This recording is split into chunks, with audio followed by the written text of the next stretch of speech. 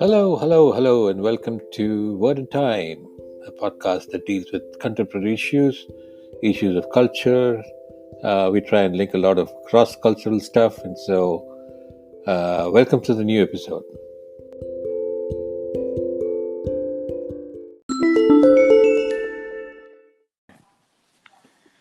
Hi, Suhir. Welcome to this podcast in Word in Time, and I'm glad that you found the time to talk to us. To our audience, Suhir is a filmmaker, Suhir Ponncchamy. He's made a lot of short films, and some of them are really, really spectacular. His interests are very varied, and you can see subjects which are very spiritual, subjects that are very contemporary, subjects that are relationship based, and it's a whole lot. I think you guys should really take the time to go and look at some of his films. A lot of his films are on YouTube, so check him out. And welcome to the show, Suhir. Oh, thank you for having me on the show. So let's start with the situation right now with the coronavirus being what it is. The roads are empty. So you want to take a sneak shot at all the roads in LA? Actually, roads in San Francisco. I'm San Francisco based. Oh, okay. Sorry about that. And no problem. The roads are empty. Well, it's about 80% empty. There are still people driving. I can see from my window, and but as for film, I have a few of my work on YouTube, and I think one is on Amazon Prime. So that's about it. So, yeah, I wanted you to say that. Huh? I wanted you to talk about the Amazon Prime. That's why I gave you the chance. No, the reason I actually think it is the reason behind Amazon Prime is I personally think it is the way that films are going to be viewed from now on, or for the last few years anyway already, if not from now on. The whole reason is the comfort at home, and because people are now having really good way of actually viewing. They have a good sound system, good projection, and so they don't actually need to go. And especially with the coronavirus having this whole social distancing, to going into a theater is now scary. So I would say, like, this theater going is going to be probably wiped out very soon. But we hopefully things will get better, and we'll have a vaccine. And but again, no one can say probably there'll be a next round of the same virus or another different morphed virus. Correct, another mutated virus, and then it's a cat and mouse game, right? Yeah. So I mean, it'll be the best thing to actually have the social distancing thing going. They perhaps we may do the old drive-in theater concept might pop up here and there. But that's a great idea. But do you think the cities, metros will have that kind of space? Because I think you need a pretty large parking lot for a drive-in. Yeah, but like wherever they can be. But sure. People who are in the city, for most part, tend to have a good TV, a good sound system, and so they can easily watch. Now, I mean, as you see in the American film that are being released on theaters, is most of the films are these superhero films that are just spectacular in the effects. Right. Now, those are the only films that are getting theaters. You see a beautiful film that is so much of a cinema, as say Adur Gopalakrishnan calling Bahubali not a cinema. It's like, say, a cinema of Adur Gopalakrishnan does not need a theater anymore. Right. You're absolutely right. But let me ask you this, Suhir.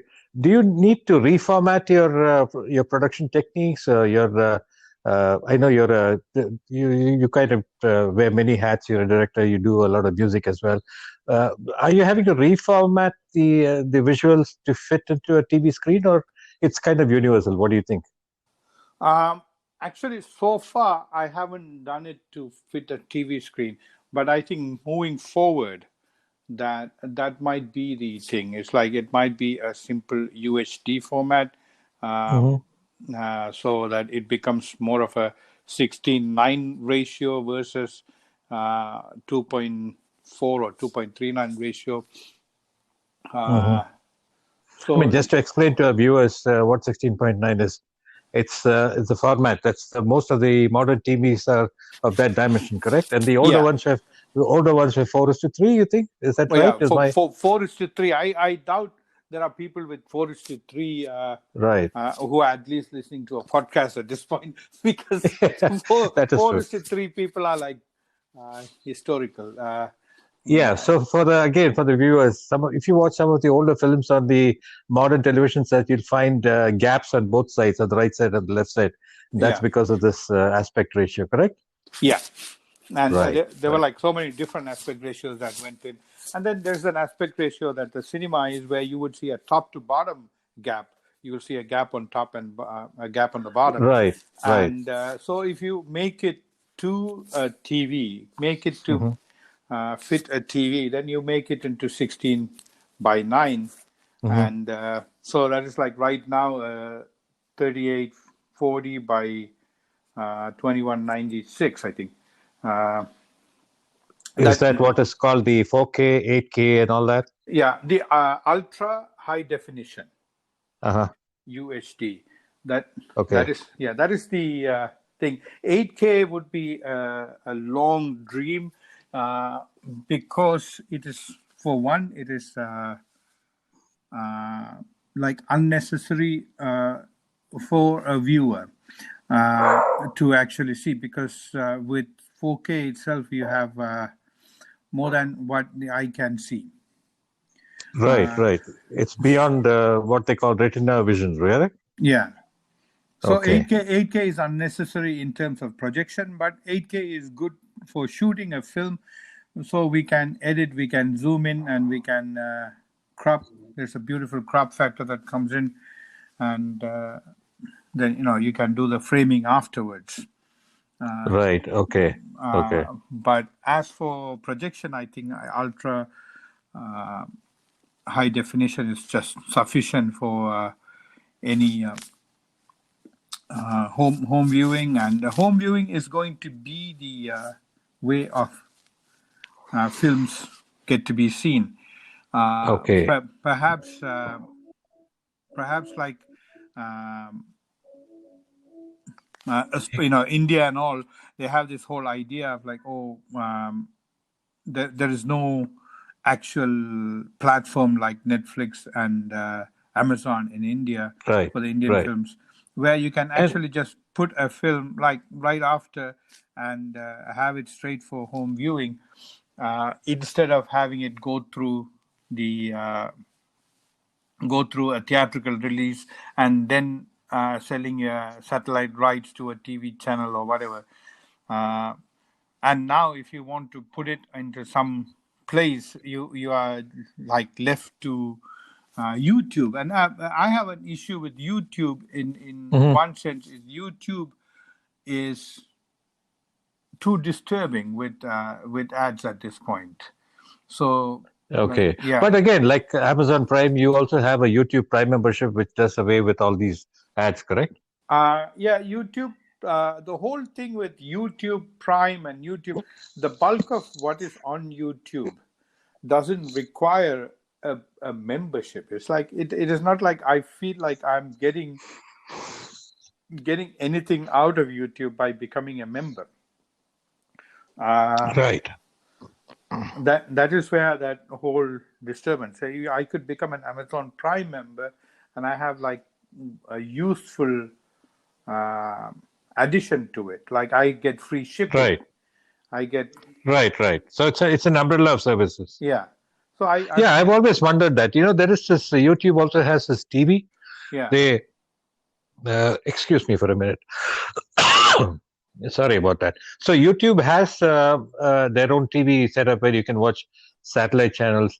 The thing is, even if you take up a membership with the YouTube TV or you pay the subscription, YouTube Prime is not covered in that. Each one is a standalone. I see exactly what you mean.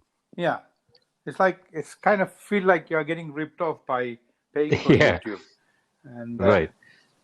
But again, these online broadcasts, like what you just described, is very heavily internet dependent, right? I mean, things will get better from now on, I guess, yeah, in places like India and others. But yeah, then, unless you have a solid internet, a reliable internet with a reliable speed, these things won't work. yeah. At this point, but I mean, think in terms of like we have the 5K technology that is, I mean, 5G technology that is Right, out there, and right, we put a UHD film and it'll stream without any glitches uh, right. with that. So I don't see the future. I see is more supportive to this particular idea of like home viewing. Um, Hmm.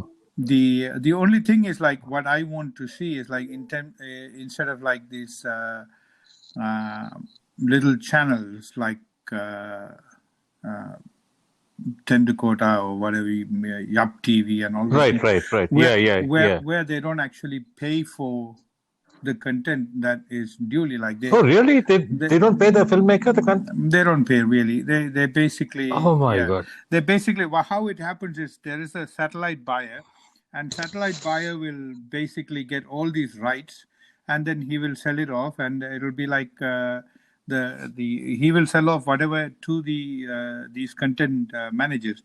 Now Hmm. nothing is given to the filmmaker. It's Mm-hmm. basically you kind of the Indian system is you kind of sign off the paper and you lose the right the moment the film comes to theater or whatever. You don't have any more rights. You don't have any more income from it. Uh, Mm-hmm. uh, it's the distributors and then uh, like Right. So you're pretty much signing off everything and anything that you have to do with the film. So they can do what they like with it after that. Is yeah, that right? yeah, Oh, that's a pity actually. yeah, I'm sure there must be some ways of. Well, I guess.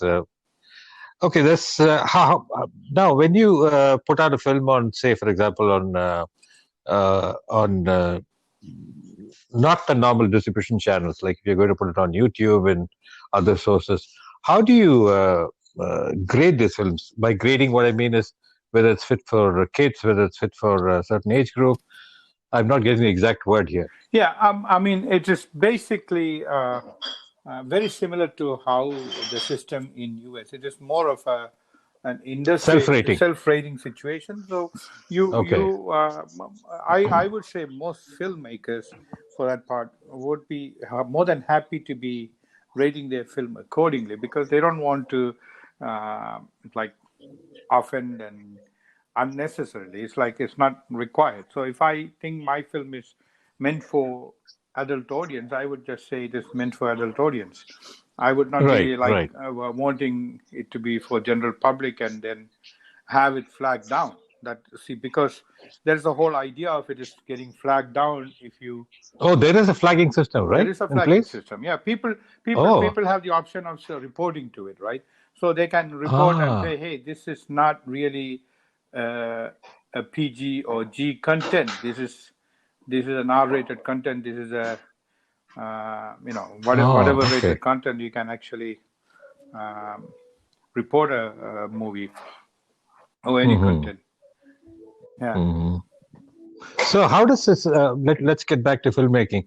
Do you have any favorite format that you use? Like, do you use DSLRs or do you use any?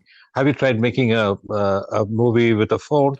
Tell me more about that. No, I am actually right now. I'm more tempted to make my next film with uh, with the phone. Uh, for one thing, it it is so easily available.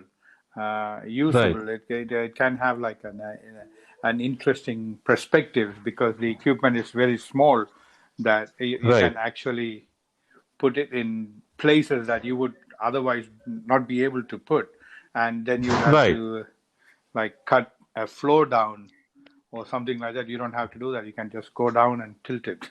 It's so easy. Right. Right. Right. Uh, Right.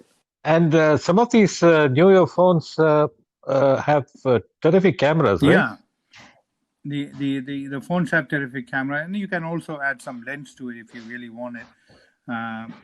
So that is not a problem. So we have like with a 4K and UHD projection, so you can just shoot 4K. Slightly the only issue I have with that is the grains when the lights are a little bit low, and What about the audio, Suhir? How is the audio quality on a phone? the audio quality is I would simply say it's like flat for all it matters. I don't think you have a good ambient sound that coming through it, but you Right. can uh, add an audio component to it. You can actually have a small an equalizer, small input, and then balance it Right. and put it in. That's not a problem. It's just Like, can you have a conventional boom like how uh, you know the conventional filmmakers do? Can you fix a boom mic on the phone? I guess you can, right? what you could do is, I mean, you can still do the booming and still do the sound as the conventional way, and then you can do a plural I and sing it, and then you have the boom, and then you can delete Right. the sound of the phone. Ah, okay. So you use the phone just to match the recorded sound on another recorder. Yeah. Okay. So when do you plan to do this movie? Uh, I was actually thinking that I want to. I have a story that I have a filmmaker, I mean, an actress in New York, interested in working Hmm. with. So I'm Hmm. thinking that I was thinking of shooting this in April, but I'm stuck in the house now. That's a pity. So Yeah. And so is she, I guess. yeah, and And also a problem for you to travel. yeah, this is right now. So let's see Right. when it clears out, we'll have to plan accordingly because there are different commitments as the time changes, right? And she might have different Right, right, commitments, and right. And I can see the floodgate openings once everything becomes normal. It's going to be a huge influx of people wanting to do all kinds of things. yeah. And That's, good luck getting tickets. and we also have to think on the fact that we are sitting inside the house now. We like these creative people who are writing, who can write, who can Right. compose. They're sitting inside the house, so they are sitting and doing something creative. So all that, like all the concepts, so many concepts are being papered or typed into.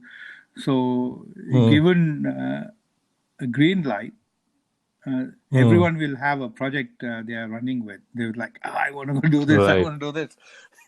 Like I could, I In- could see so many people like wanting to. It's like I have a friend in Chennai, and he simply doesn't have time to write a script. So busy, right. and but right now he has nothing but time to write the script. It's just Yeah. So every disaster has a silver lining, yeah, right? he's like sitting there and writing scripts. It's like I call him and he's like, "Oh, I'm writing the script. I'm on." Uh, So it's beautiful in that sense. It's just you get to right. then you get to actually spend time. This is amazing in one sense that being a filmmaker, I run around all the places to different places, and I don't actually get time to be with my daughter or my wife. So here I am stuck in a place. It's a Right. small, and I get all these jokes coming out saying, "Oh, this is like a prison sentence," but I'm like, "Wow, this is God-given time for me to spend time with my family." It's, That is very true. I'm sure your wife and daughter will be glad to have you So for you to be around Yeah, 24/7. it's like Uh, we haven't opened the door for now what for 13 days. So it's like yeah, yeah. I mean, the times are scary, but I guess it's got a lot of other corrective mechanisms that have come up by this whole thing. Yeah, it's been a pleasure talking with you, Suhir, and thank you for your time and a lot of good luck with your upcoming project. I shall watch for it. And in the meanwhile, why don't you share with the listeners what the name of the movie is on Amazon Prime? ahead Xing. It's Xing. Xing. If you type that, it'll come in. Yeah. Okay.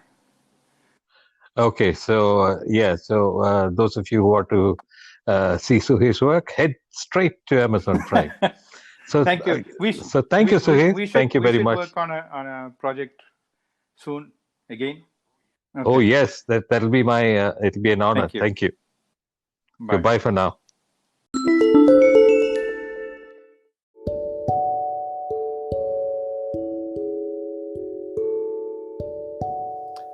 So, folks, that was Suhir Ponncchamy, a filmmaker from the west coast of the US of A. He really reinvents himself every time he makes a new film. He uses new techniques and keeps the mojo up. So, watch for films. And so, thank you for listening. And until we meet the next time, adios.